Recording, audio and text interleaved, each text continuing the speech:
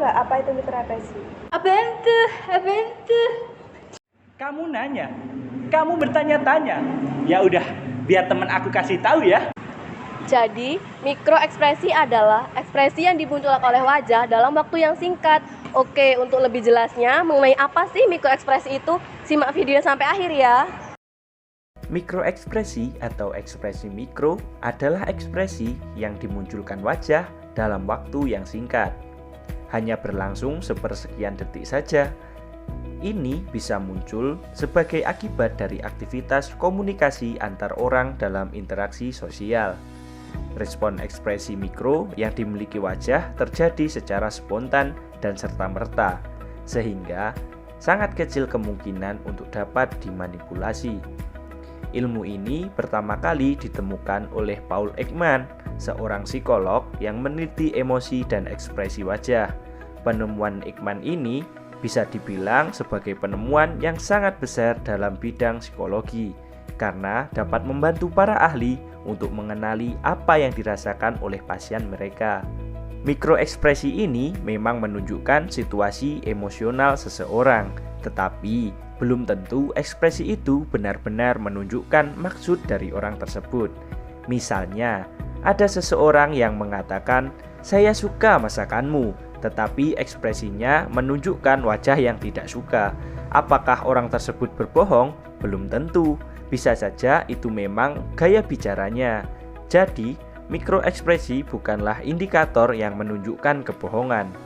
Dan inilah beberapa contoh mikroekspresi dari seseorang. Mikroekspresi yang pertama yaitu bahagia atau senang. Ekspresi bahagia akan ditandai dengan senyuman. Jika dilihat pada mata, akan terjadi kerutan pada pangkal mata dan pangkal bibir naik akibat adanya dorongan dari pipi yang mengalami ketegangan yang mengarah ke mata, sehingga pada pipi akan terlihat sedikit menonjol. Mikroekspresi yang kedua adalah sedih. Ekspresi orang sedih terlihat pada bagian kelopak mata atas menurun, kehilangan fokus, dan pada kedua sudut bibir turun. Ini yang menandakan kesedihan yang terjadi hampir mirip dengan ekspresi orang menangis. Mikroekspresi yang ketiga yaitu terkejut.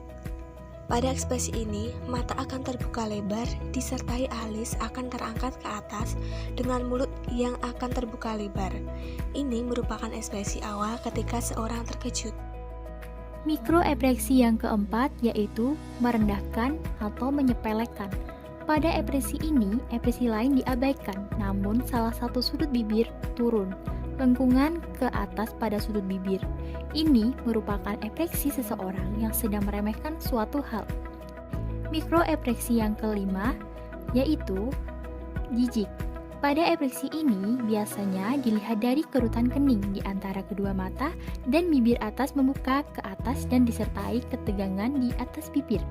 Biasanya ekspresi ini membayangkan sesuatu atau melihat sesuatu yang menjijikkan.